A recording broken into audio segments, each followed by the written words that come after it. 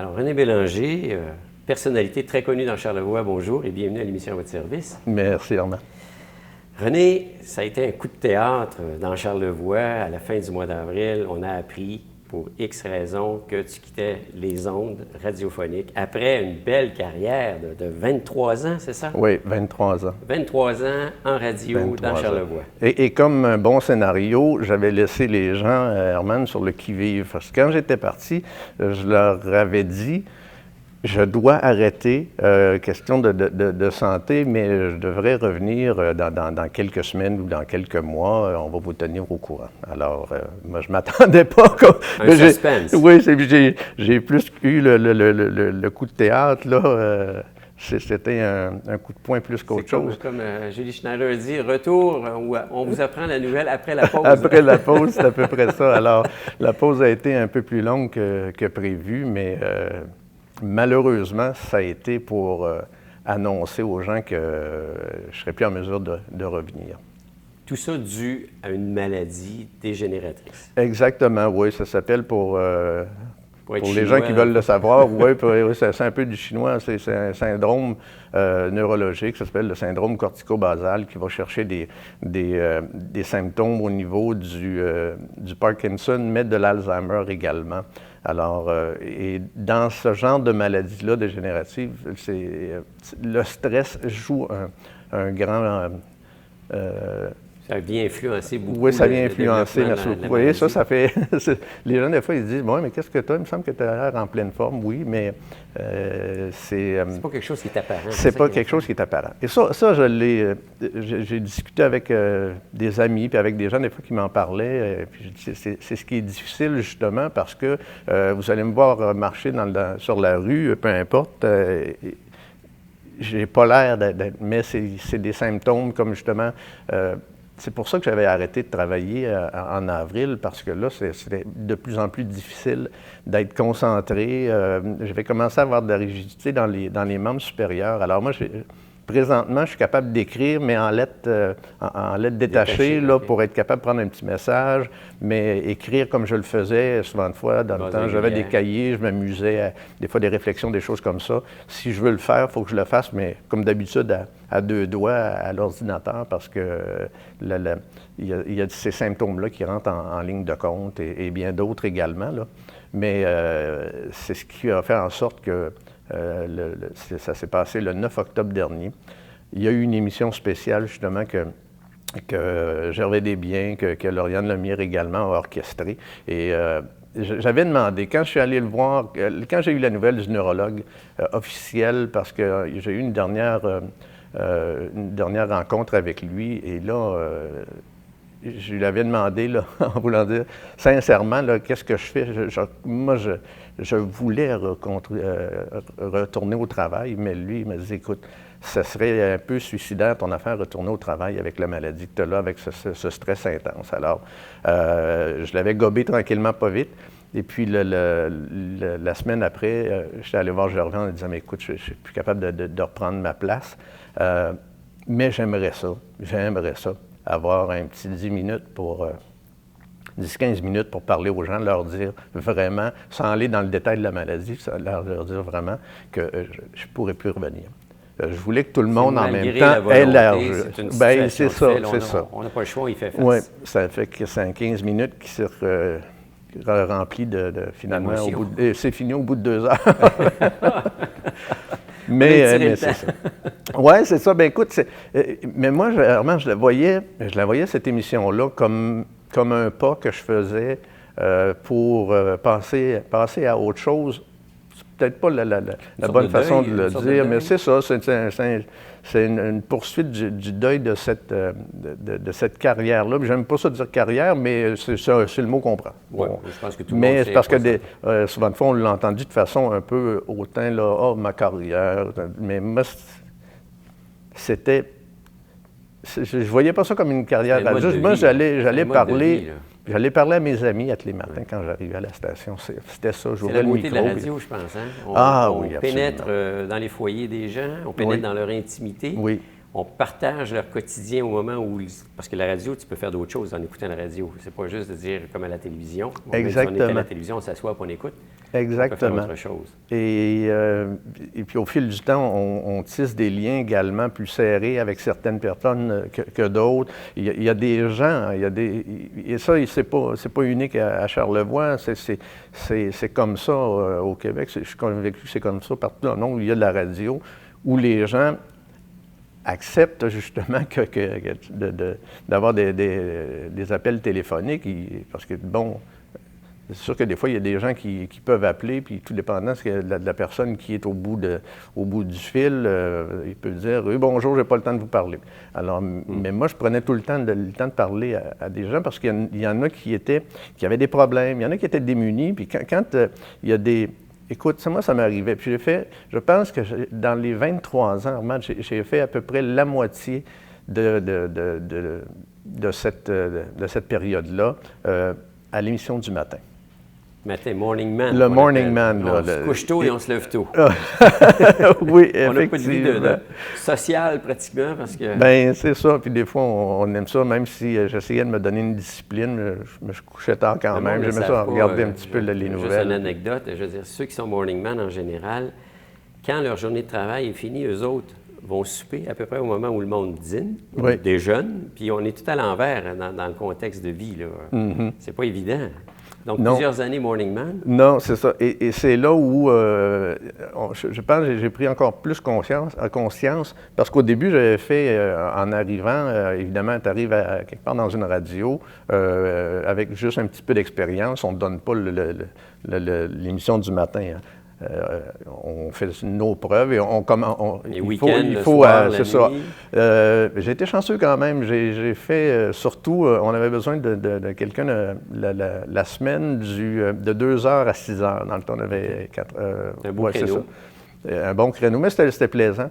Mais c'est là, quand je suis arrivé à l'émission du matin, je me suis aperçu qu'il y a beaucoup de gens qui étaient seuls. Il y en a beaucoup qui... c'était des personnes âgés, mais je dirais au début cinquantaine, mais plus vieux aussi. Il y a des gens qui nous appelaient. Moi, ça m'arrivait régulièrement vers 5h55, à peu près dans ces eaux-là. Juste avant que l'émission commence. Puis ils disaient « Bon, comment ça va matin? J'ai hâte que vous commenciez à parler. Là, je suis levé depuis 4h à matin, puis là, je n'étais plus capable de dormir. » C'est une voix réconfortante. Oui, exactement. Ça fait que, un membre de famille, quoi. Oui, puis à partir de là, on ne peut plus faire de radio de la même façon qu'on la ferait dans une, je sais pas, de façon désincarnée, en disant, parce que là, on est capable de mettre des noms sur les gens qui nous écoutent. C'est plus un show proprement dit, ça devient une communication. Oui. Comme two-way, pour employer l'expression. Oui. On a un feedback, puis on parle aux gens, puis eux autres nous répondent aussi. Parce que c'est à partir de là aussi où il n'y a plus rien d'impersonnel. Quand on a des propos, on pense aux gens qui nous appellent, puis on se dit « Madame une telle ou Monsieur un tel, il devait être là à cette heure-là. » Alors, les propos que je dois avoir doivent les toucher. Et mais il faut que ça englobe tous les gens qui nous appellent, mais pas qui nous appellent, qui nous écoutent. Mais en même temps, c'est là où, à chaque fois, je me disais, je ne veux pas laisser personne sur le trottoir. Tout le monde va monter dans mon autobus parce qu'ils vont avoir la chance, eux autres aussi, de participer à cette émission-là d'une certaine façon. Je pense que les gens l'ont apprécié parce qu'ils ont apprécié votre personnalité, l'amour que vous dégagez vis-à-vis ces personnes-là, le côté professionnalisme, effectivement, aussi. Puis, comme on dit, c'est un membre de la famille là, qui passe par les ondes pour venir nous parler. Oui. Récemment, vous avez reçu un prix qui a été une reconnaissance de toutes ces années-là, qui a été au niveau du monde de la radio communautaire. Quand même, c'est bien qu'on reconnaisse effectivement le travail qui a été fait. Oui, oui. Surtout, c'est au niveau du Québec. J'étais content parce que quand j'ai commencé en 92, puis on se souvient un peu de la réputation de la radio communautaire à l'époque. François Pérusse ne nous avait pas donné de chance, mais j'ai toujours bien ri. Je ne me suis jamais offusqué, pas du tout, quand il faisait de ces petits sketchs-là avec les radios communautaires. C'était vraiment rigolo parce que lui-même, de toute façon, a commencé en radio communautaire à CKRL à Québec. Alors, lui aussi en a fait des gaffes ou des choses comme ça. Sauf que à l'époque, quand je suis arrivé, c'était pas facile pour plusieurs radios communautaires, même surtout ici à CIHO, où, comme j'ai dit dans la petite adresse que j'ai fait, c'était samedi dernier. Et puis, quand je suis arrivé ici à la station, 230 000 de déficit. De déficit. Alors, on était en faillite technique, là. Oui. Et à la blague, je disais aux gens là-bas, dans mon grand optimisme, je me suis dit, c'est excellent, on ne pourra pas aller plus bas. Alors, oui. On s'est, et comme disait Félix Leclerc, on s'est craché dans les mains, on s'est levé les bras de chemise, puis là, regarde, c'est pas vrai que ça va mourir. C'est un beau succès aujourd'hui. Oui, c'est un beau succès aujourd'hui, puis c'est ça, c'est que... Mais ce qu'on s'est dit et ce qu'on a fait, c'est... On va parler aux gens de Charlevoix en priorité. On va dire ce qui se passe également ailleurs, là. Mais il faut que monsieur et madame qui m'ont appelé et les gens que je croise à l'épicerie, il faut qu'ils soient capables de se reconnaître dans leur radio. C'est le propre d'une radio communautaire. Alors, on avait peut-être oublié ça un petit peu et on l'a remis comme sur les rails de cette façon-là. Et c'est à partir de ce moment-là où... ça a été un grand succès, puis on était vraiment contents de ça, mais... Aujourd'hui, CIHO, c'est un incontournable dans Charlevoix. Oui, exactement. Honnêtement, là... Puis, mais comme on se dit souvent à l'interne, bien là, comme on se disait à l'interne, je m'habitue au passé, mais il n'y a jamais rien d'acquis, hein? Il n'y a jamais rien d'acquis. Fait qu'il faut toujours travailler très, très fort pour mettre les gens, les auditeurs, les auditrices au premier plan. C'est ça qu'ils attendent d'une radio communautaire, une radio qui leur ressemble. Je pense que votre participation à ce succès-là a été connue, reconnue et appréciée. Oui, et ça fait chaud au cœur aussi en même temps parce qu'on a travaillé fort pour ça. Comment on vit ça maintenant? Parce que là, on ne fait plus ce qu'on aimait par rapport à un travail. Parce que c'est un travail, mais... Des fois, c'est même autre chose, c'est un mode de vie. Mais aujourd'hui, avec tout ce qui se passe, comment on vit ça? Oui, bien, c'est un apprentissage qui se fait avec, comment je dirais, c'est un tout, hein? C'est parce que c'est un mode de vie. Je me levais le matin justement en pensant, bon, ce matin, ça serait plaisant si je parlais de telle chose parce que j'ai entendu un événement hier, puis je pense que les gens seraient intéressés à ce que je mette mon petit grain de sel là-dessus. Puis moi, j'aimerais bien savoir ce que les gens en pensent. Alors, on partait avec des choses comme ça. Alors, depuis que j'ai arrêté de travailler, j'ai quand même les oreilles ouvertes, mais c'est là où des fois ça me frustre beaucoup parce que je ne peux pas le faire. Dans mes courriels, il y a encore des demandes qui arrivent en même temps, des demandes d'entrevue. Mais là, ça fait une semaine ou deux que j'en ai plus, là, surtout pour les gens de Charlevoix. Je pense que les gens savent que malheureusement, je ne pourrais plus être là. Mais des gens d'extérieur qui m'envoient encore des communiqués pour des livres. Il y a des choses pour l'automne. Il y a vraiment des parutions très, très intéressantes de livres québécois. Il y a des films aussi en même temps parce que j'avais développé aussi des contacts avec les boîtes de communication qui s'occupaient des premières de films québécois. Okay. Puis j'avais le privilège d'aller, souvent de fois ça se passait à Québec, mais en soirée, pendant les projections. Et après les projections, bien, j'avais la chance d'avoir le réalisateur et les comédiens. Et j'ai eu vraiment des beaux cadeaux parce que Incendie, j'ai eu la chance de parler avec Denis Villeneuve, c'est la même chose, M. Lazare avec Philippe Falardeau. La dernière en liste que j'ai fait, c'était au mois de mars avec Maxime, dont j'oublie son nom parce qu'on s'appelait Maxime, je l'appelais Maxime, j'avais oublié le nom tellement ça connectait beaucoup, mais c'est lui avec Félix Éméra qui va être représentant pour le film étranger aux Oscars. Mais là, il est dans la course, évidemment, on verra s'il va passer toutes les étapes. Mais je me disais, les gens de Charlevoix ont le droit justement d'avoir accès via la radio à ces personnalités-là.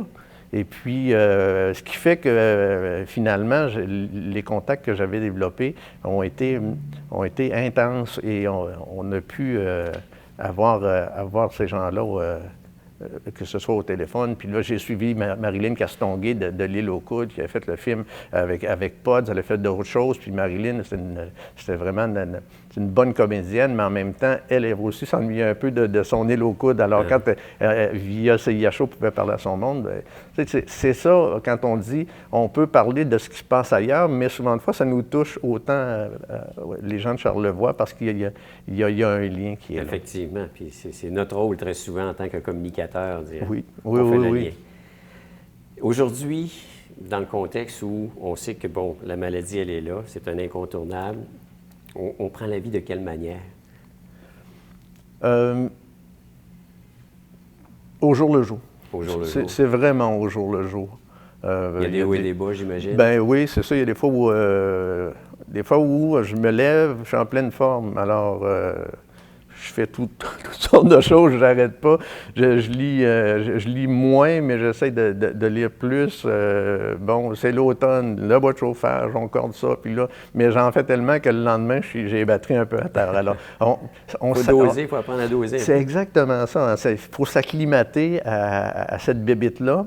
Il faut être capable justement de travailler pour essayer de maintenir justement une bonne santé physique le plus possible, parce que au niveau des symptômes du Parkinson, de l'Alzheimer aussi, mais surtout du Parkinson, les gens qui l'ont, on pourra en parler, il faut essayer de toujours tenir la maladie éloignée, alors faire de la marche, des activités physiques. Proactif, là, Oui, c'est ça. J'ai un petit programme d'entraînement justement pour essayer de pallier à ça. Alors, c'est vraiment ça. C'est apprivoiser ces travailler choses. sur son moral par le fait même? Oui, aussi. Et puis, ben, j'ai une famille. Hein. J'ai c'est pas des enfants, j'ai 2 garçons, 17, 22 ans. Alors, mais eux autres aussi, c'est pas facile. Ils ont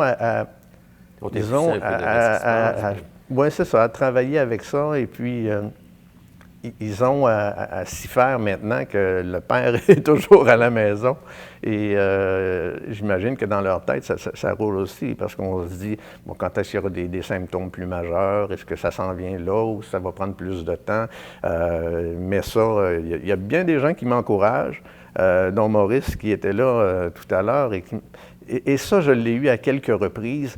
Il y a des gens qui disent, il y a le diagnostic du médecin. Et j'ai un excellent cardiologue que je respecte beaucoup. Mais, Herman, il y a une chose dans la vie, puis on se disait ça tantôt, on ne sait jamais ce qui peut nous arriver. D'ailleurs, c'est ce que je me suis dit quand j'ai eu le diagnostic, mais c'est ce que je commence à faire comme leitmotiv, sans me fermer les yeux, là. Faut être quand même, faut être quand même réaliste. Mais des fois, il y a des surprises qui nous arrivent, puis on ne sait jamais ce qui peut se passer. Faut composer avec ce qui se passe. Exactement, c'est ça. Eh bien. René Bélanger, merci beaucoup pour ta visite. Merci pour l'invitation. Merci pour ce témoignage. Merci à TVCO. Bonne chance pour la suite des choses. Merci. Merci.